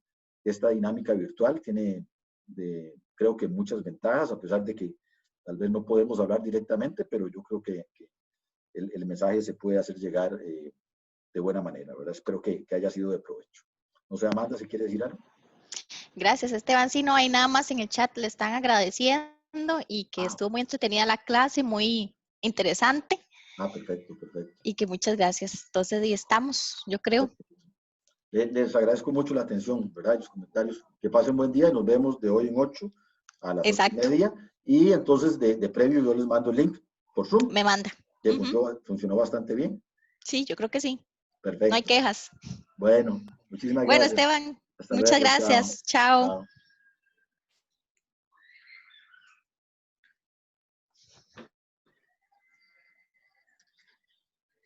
Vamos a ver aquí.